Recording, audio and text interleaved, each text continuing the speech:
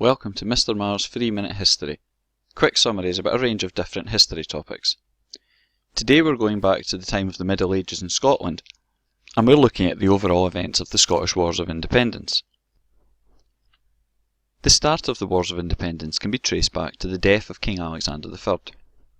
In 1286, Alexander, who was seen as the successful King of Scotland, was travelling to see his new wife, and fell off his horse, breaking his neck. All of Alexander's children were dead, and although it was believed at first that his new wife may have been pregnant, she wasn't. This meant that he had no obvious blood relatives to take over the throne. He did, however, have a baby granddaughter, Margaret, who was the daughter of the King of Norway. At first it was agreed that Margaret would come to Scotland and become the new queen. However, on her journey to Scotland, Margaret died. This left Scotland without any obvious person to take over as monarch. As such, a competition known as the Great Cause was held, in which the King of England, Edward, would choose a new king for Scotland.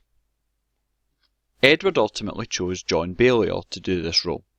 Balliol, however, was not a successful king and had a very difficult time. From the very start, Balliol was undermined initially by Edward, who wanted Balliol's loyalty for having chosen him, but also by many of the people who had wanted to be chosen as king during the Great Cause, but had not. Balliol faced a multitude of problems. Edward would regularly undermine his legal judgments, and eventually Balliol and the Scots had tired of this. As such, they signed an agreement with France, which was known as the Old Alliance. This was an agreement that the French and Scots would both fight against England.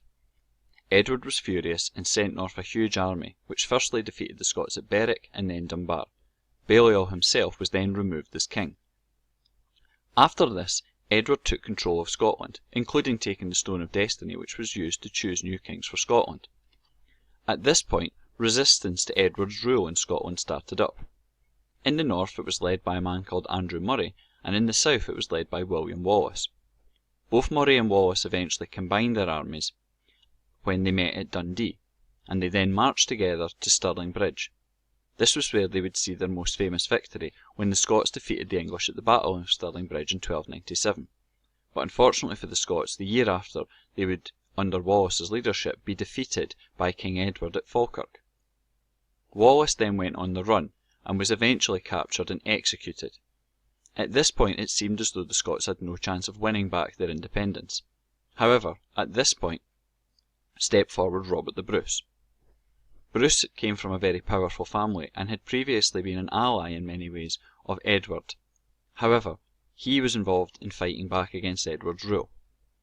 He firstly fought against Scottish rivals, often supported by King Edward, through Scotland's civil war and won this. And then in 1314 he built an army which, even though outnumbered by the English, led the Scots to their most famous victory at the Battle of Bannockburn. Bruce then took other actions to try and win Scottish independence, including attacking England and even trying to take control of Ireland.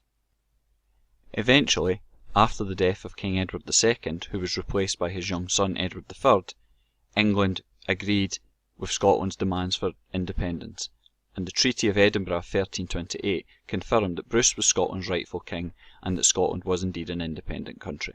The wars were over.